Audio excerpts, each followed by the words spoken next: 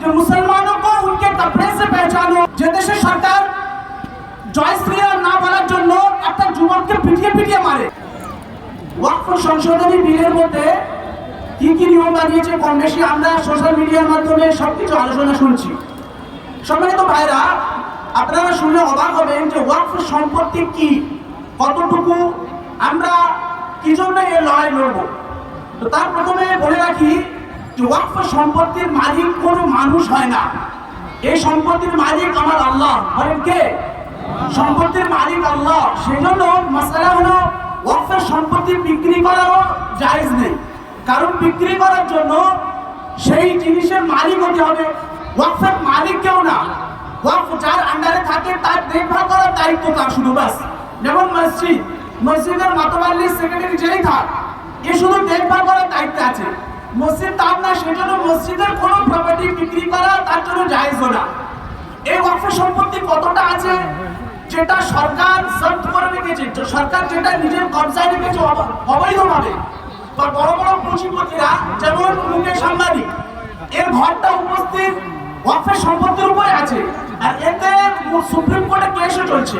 তো এরকম অবৈধ সম্পত্তি যারা জব্দ করে রেখেছে, যারা নিজের কবজায় করে রেখেছে, সেগুলো বাদ দিয়ে যেগুলো ওয়াকফ বোর্ডের আন্ডারে আছে, এই সম্পত্তি শুধু হলো 9 লাখ একর। কত?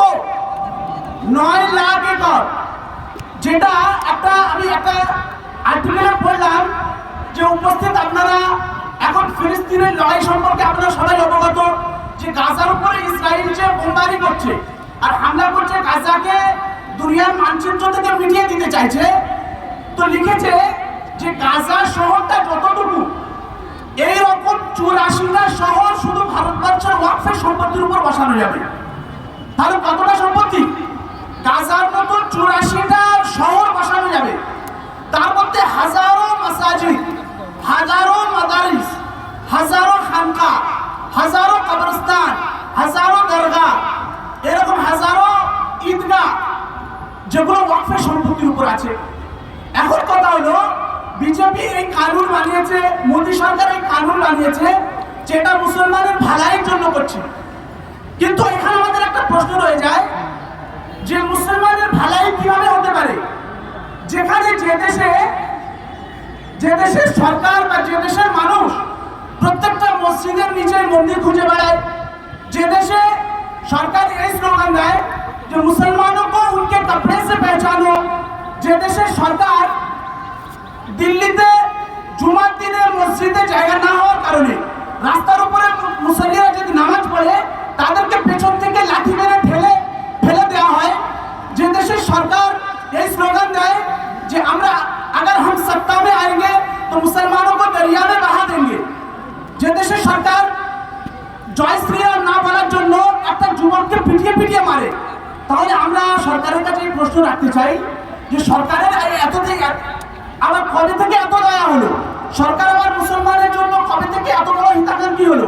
সরকার আবার মুসলমানের জন্য কবে থেকে এত বড় কল্যাণকামী হলো যে এই ওয়াকফের সম্পত্তিগুলো ওয়াকফের থেকে নিয়ে নিজের হাতে নিয়ে মুসলমানের ভাইয়ের জন্য লাগাবে? সম্মানিত ভাইরা, এখনো অনেক সময় আছে, আপনারা জেনে উঠুন। কারণ আজকে যদি এই কারণ পাস হয়ে গিয়েছে, যদি লাগু করে, তাহলে আপনার কি হবে?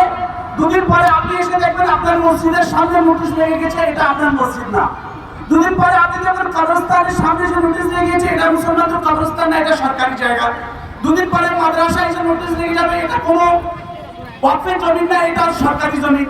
তাহলে আপনার চোখের সামনে আপনার মসজিদকে ভাঙা হবে, আপনার চোখের সামনে আপনার মাদ্রাসাকে ভাঙা হবে, আপনার চোখের সামনে কবরস্থান আপনার হাত থেকে ছিনিয়ে নেওয়া হবে, যেখানে আপনি আপনার আব্বাজানের মৃত লাশটাকে দখল করতে পারবেন না। আপনি যদি মাদারিস বন্ধ হয়ে যায়, তাহলে মনে রাখবেন আপনার মেয়ে নিকাহ পড়ানোর জন্য সেইভাবে কোনো আলেম আপনি পাবেন না। যদি মসজিদ বন্ধ হয়ে যায়, তাহলে আপনি কিন্তু 5 ওয়াক্ত নামাজ আল্লাহর কাছে, যে আপনি আল্লাহর কাছে সিজদায় রত হবেন, সেটা পারবেন না।